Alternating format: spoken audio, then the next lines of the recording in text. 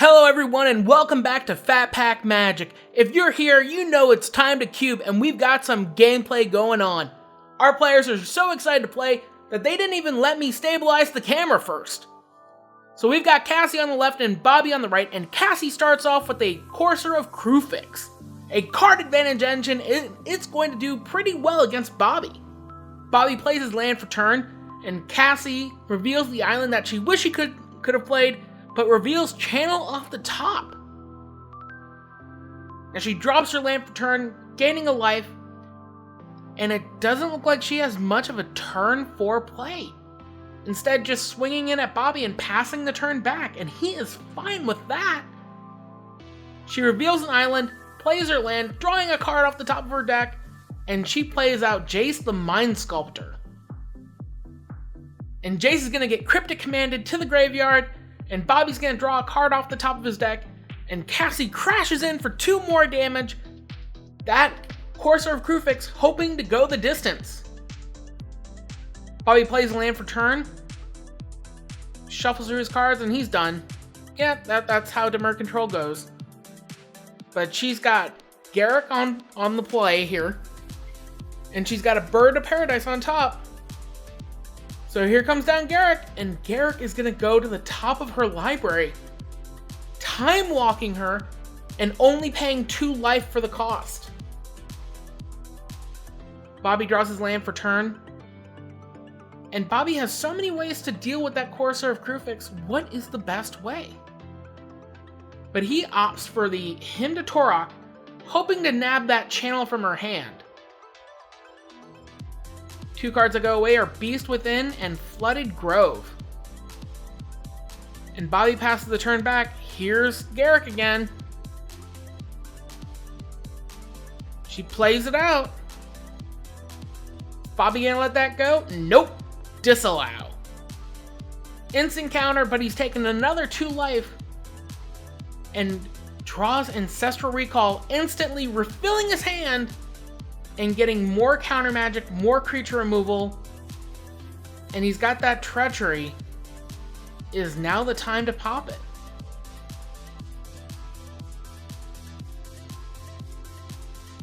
Ranging his mana, pops down Treachery, stealing that Courser of Crewfix, untapping his lands, and passing the turn back.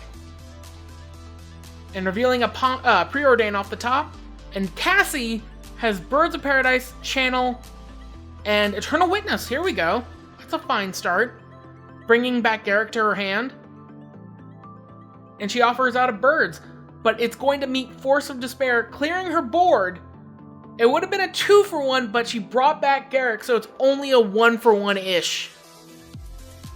But Bobby is fine with that. He sees Glint Sieve and a land, and he's got a lot to work with.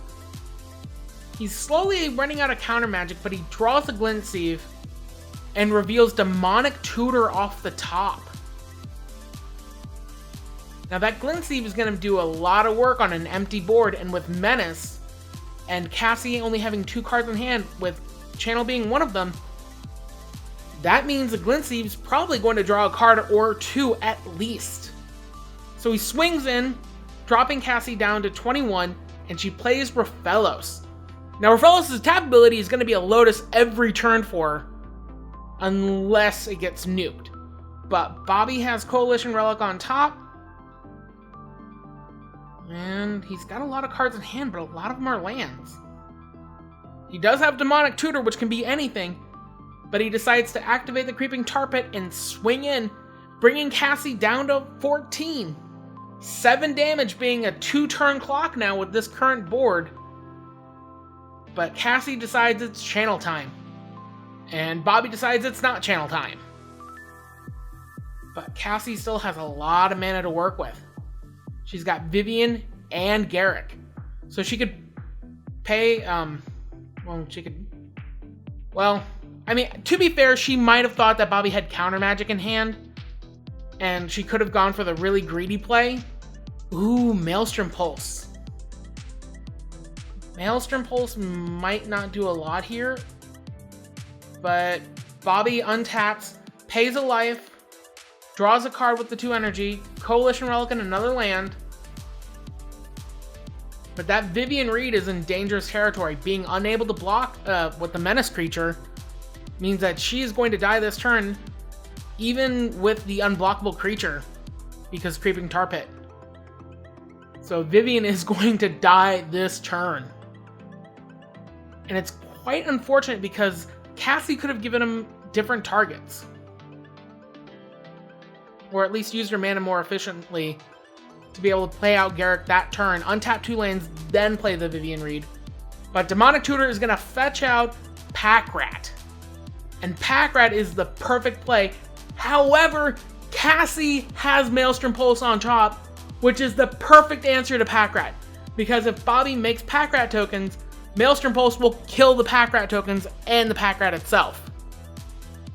So Cassie tests the water, playing Garruk, making a 3/3 beast.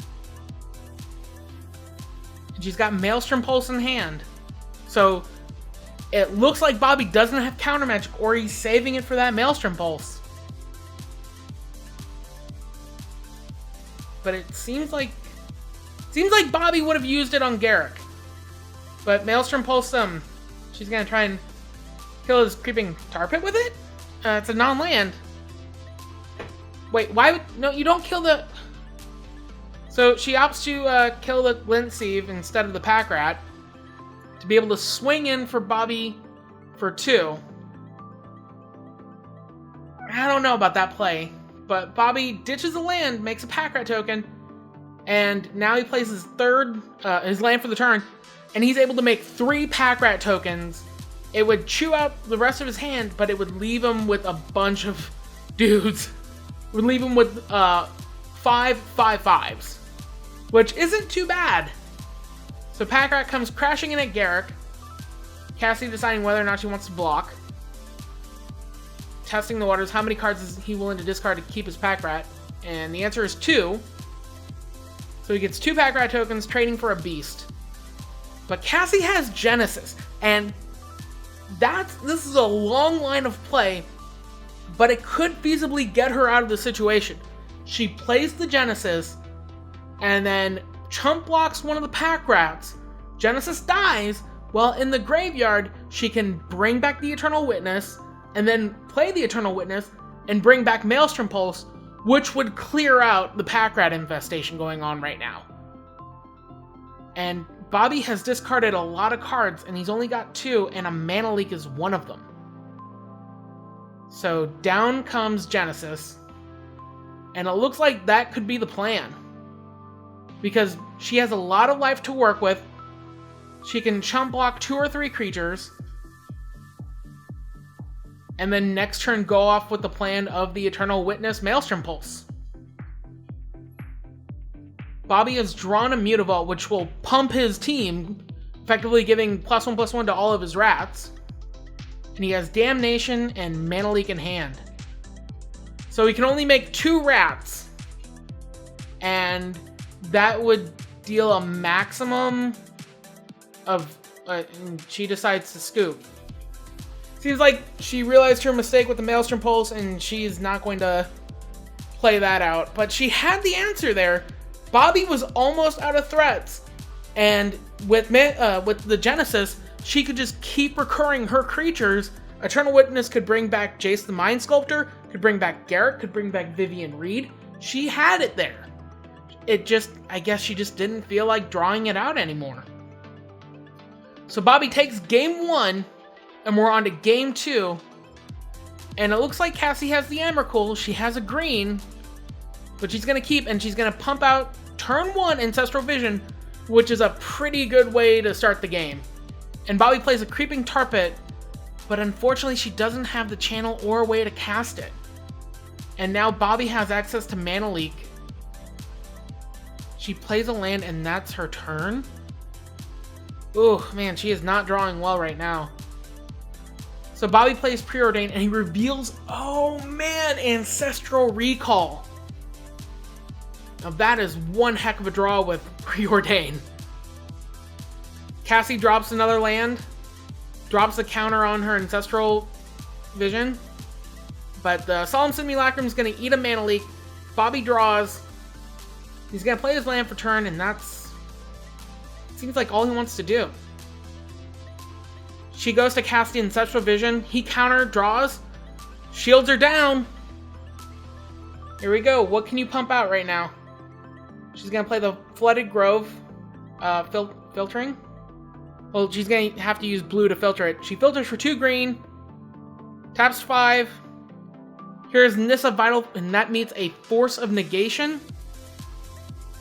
And she scoops it up. Now that game, I don't think she had in the bag because Bobby would have been able to draw 3 off of the Ancestral Recall, refill his hand, and she was only working with 3 or 4 cards. Man, that seems to be a really rough game for her. I think she could have had game 1 and they would have gone on to a nice game 3, but Cassie does not like playing against counter magic.